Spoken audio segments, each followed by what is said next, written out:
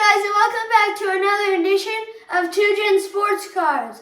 Today we are doing our second card show, the Oz Card Show in Blue Springs. So here we are about to get ready. We have our case that we're going to put in the glass case. The display case? Yeah, $20 and up. This is like from $5 to $20. This is our $5 box, $5 and to $1. I think this is a real gold mine. You can get some good stuff in there for good prices. This is our $1. You can get 6 for $5. And then this is our quarter box. Okay, so that's what we're set up with. We're about to load up the car. As Max says, this is the Oz Card Show, which I think is the second time they've had it.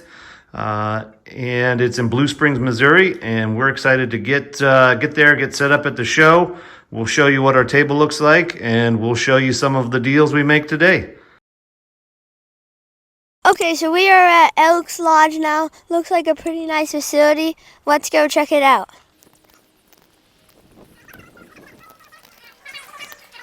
So here we are on the show floor. As you can see, it is a pretty big space.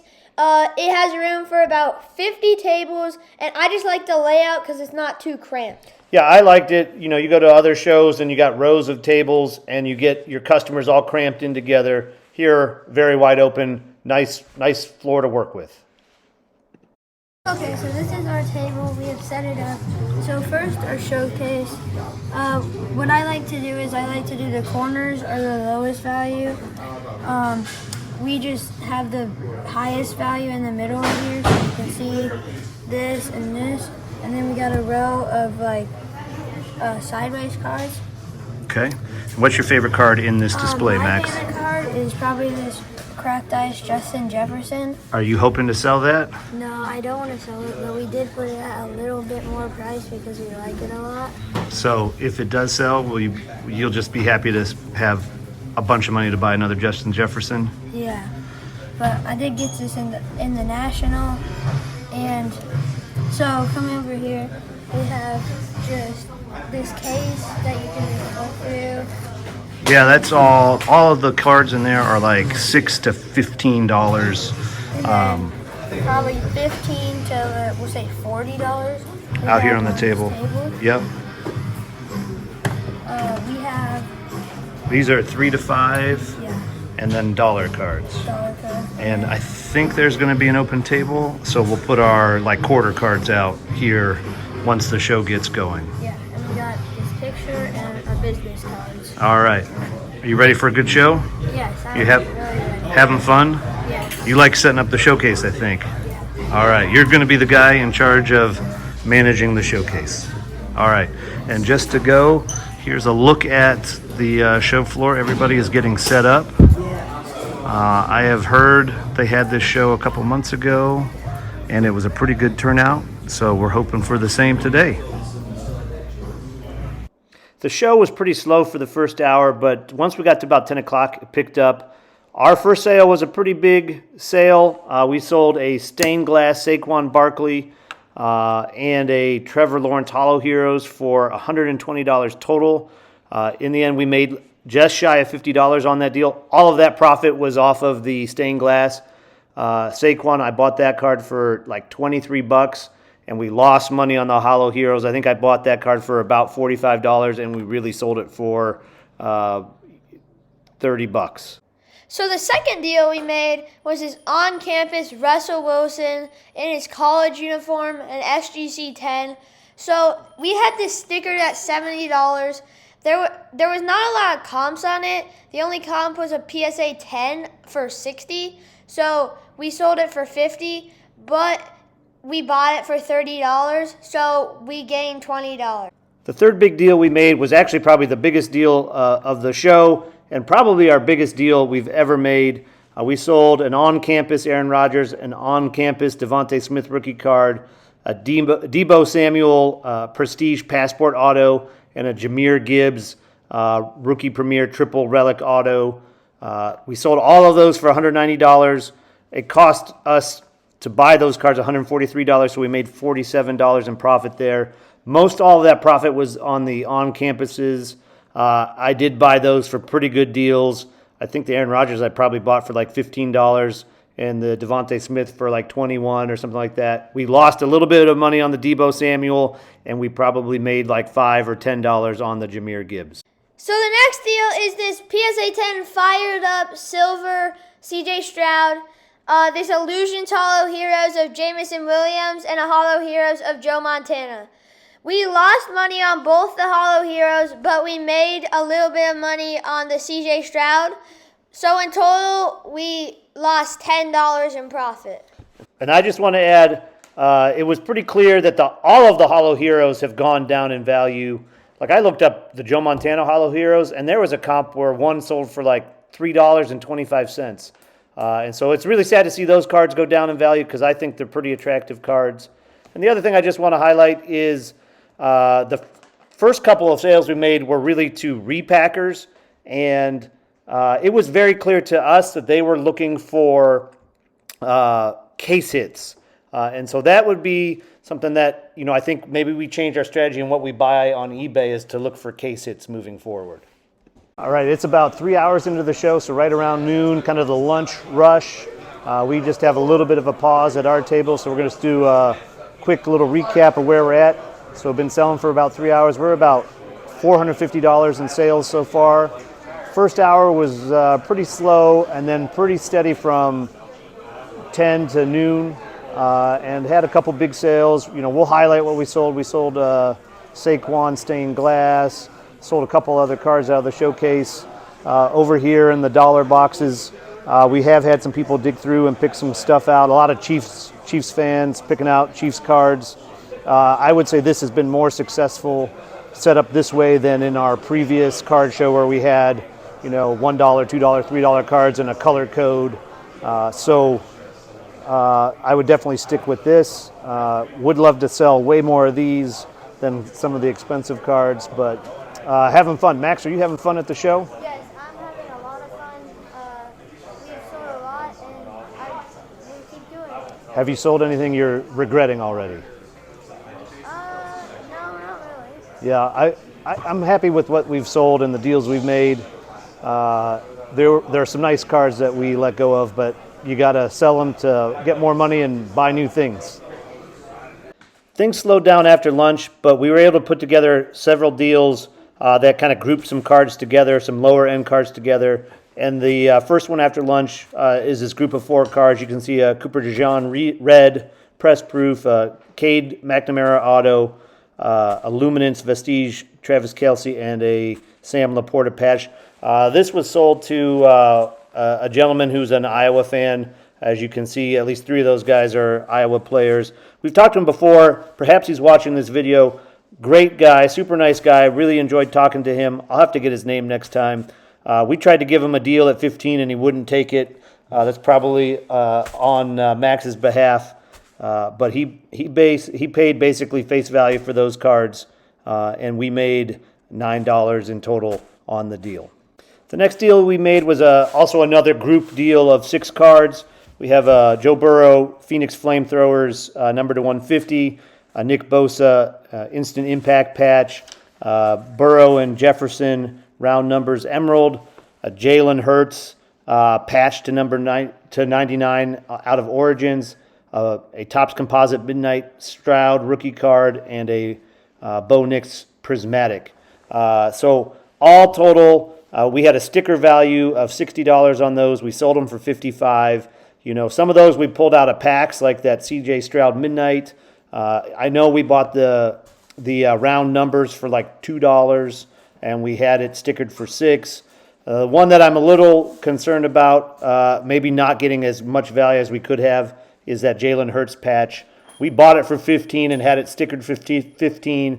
You can find some comps for $20 or $25, but you can also find some comps for like $3 or $4. So $15 is probably fair, but all total, I think we made $27 on that deal. And then to just add on to this, we were selling more of our low to mid-range cards, so I think our dollar box strategy, switching to how we had it set up this time was good, and how we had kind of our mid-range cards kind of in the case, elevated so people could see them very easily was good. And I really was happy to sell more of those low and mid-range cards, because I have probably more attachment to the more expensive cards in the display case. So the more we can sell of our low and mid stuff, we can buy more expensive cards moving forward. The next deal we made was these two cards for $30. We pulled both of these. It was a Earl Thomas autograph and a Sterling Sharp autograph. The reason we had $4 was because the average card for the Elite Pack was $3 a card, and the average for the Topps Chrome Pack was $1 a card. So that's why our acquisition cost is $4. So in total, we probably made $26 profit. And I would just say it might not be totally fair to kind of take the average cost per card for a pack or a blaster box. But that's just the easiest way for us to do that from an accounting standpoint. We definitely know that, there's cards in those packs that aren't going to sell for anything. But that's kind of how we've kind of chosen to do it. And hopefully you think it's fair. The next deal was this Justin Jefferson Blue Press Proof PSA 8. We bought it for $2 and we graded it for $20. We actually sold this to the guy that I like his Justin Jefferson collection. That is where I bought the stained glass and the Razzle Dazzle Justin Jefferson. So I think it was actually very good that we almost broke even on this card because it was a PSA 8. So we only lost $2. The last deal we made of the day was to a young collector who I know we've talked to before at another show. I would just, if he's watching, just kudos to him. He's a pretty good negotiator, and so I say keep up the good work. But we had a sticker price on this lot at $89, and he negotiated it down to basically $65. So $45 cash and a $20 trade value of that CJ Stroud Blue Hyper Optic Rookie. Included in this lot are 3 Justin Fields cards, and this is really where we lost money on the deal from a profit standpoint is, we bought those Justin Field cards in 2021, 2022 when his value was pretty high, and now they're kind of basically sunk costs to us at this point in time, so I'm not sad to sell them at less than what we paid for them. And in this lot, the only real card I was kind of sad to see go was that 2022 Optic Stars Chris Olave. We had several other deals throughout the day that were not big enough to kind of highlight in the video. For those sales, there was $60. It cost us $32 to buy all those cards, and so we had a profit of $28 there. We did sell more dollar box cards and low-end cards this time, and as talked about, I think that's really, I'm pretty happy with that. Just to kind of wrap everything up, the total sales for our one-day attendance at this show was $680 with a profit of $172. Max, we're back from the Oz Card Show. Did you have a good time? Yeah, I had a good time just negotiating, talking sports, and really anything that involves sports cards I like, so I had a very good time. It was a ton of fun. As always, as Max said, you're just around sports cards. You're talking to people who like cards. You're talking to people who like sports. It's a great time. And so if you haven't sold at a card show and you've got a decent collection and that you aren't attached to or whatever, that's not your PC, I recommend it for sure. Max, what are some of the things that you think maybe we picked up tip-wise to learn from this card show? I think you need more case hits.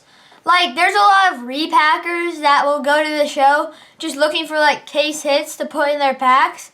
And, I think we did not have a lot of case hits, so I think we should get more of those. Yeah, I think Max is totally right. The first couple deals we made were the case hits that we had for sale, and those repackers specifically were asking for case hits. And so the ones that we sold, like the Saquon Barkley stained glass, I bought that card for $23 before the season last year, and I sold it for $90. And so there is definitely an opportunity to be on eBay looking for case hits and winning good deals. You're not going to do that necessarily every day, but over the course of a couple months, if you pick up 5 of those, you're going to be in pretty good shape. What else, Max? Yeah, I also think, so I think we need more cheaper Chiefs cards. We had $35 Travis Kelce and our 1/1 Patrick Mahomes, I think was out of most people's price range.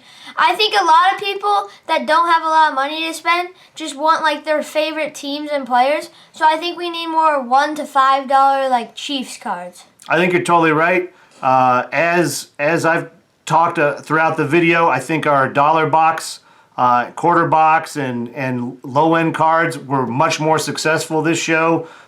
Being simpler in the setup was good for us, and we got a lot more throughput or traffic through that, and we sold probably $60 or $75 from those boxes. But Max is totally right. You know, people were going through them looking for Chiefs players, right? And so that's obviously for us here in Kansas City. People want the Chiefs. Wherever you are at, you know, they'll want the local team. And I think for us, when we travel to different places, we should try and pick up, you know, more intentionally pick up more Chiefs cards, maybe cheaper than you can in Kansas City, and have those available on our table to just make a little bit of money on each card show. So Yeah. Good call, Max. What else, Max? I think that's it for me. You can. So I think, you know, another one or two things that I kind of am thinking about is I lost out on a pretty good purchase. And so I think I need to, you know, I like to think things through, and at card shows, when you got a lot of customers and people around, you just got to be able to think a little faster. So I'm going to have to think of, you know, how can I do that a little bit better? You know, there was somebody selling a Optic Preview Jaden Daniels and I think a Prism Laser Drake May. And I looked at them. They looked to be in pretty good condition. I just wanted like 5 more minutes to think, you know, about the deal. And so he went to a couple other tables and ended up selling them, I think, for like $40 to another dealer. And I would have been happy buying them for probably $50 or $60. So I missed out on a good deal. So you just got to think fast sometimes. And the last one I have really is something I want to research. And so maybe if you have thought about this or you've done some research, you can put some comments in. But what I'm thinking about is, you know, if you think about, you know, different classes of rookies, and, you know, if you're in 2024, you're paying top dollar for Jaden Daniels, you know, whereas last year we were paying top dollar for CJ Stroud, and is a similar card for CJ Stroud compared to Jaden Daniels now way cheaper? And if so, should I be waiting to buy some of those Jaden Daniels to next year, right? So on our last deal, somebody was trying to trade a Jaden Daniels Origins patch card, I think the number 99, for like $100. And he was totally fair in his prices. That's what the comps were. It wasn't like he was trying to rip me off or anything like that. But I also had a CJ Stroud patch card numbered to like 150 last year. That was like a $100 card, and now it's a $40 card. And so, you know, should I, you know, kind of hold off on some of those really premium rookies and then try and get them on a low swing next year? Just something I'm thinking about, just trying to compare classes of cards.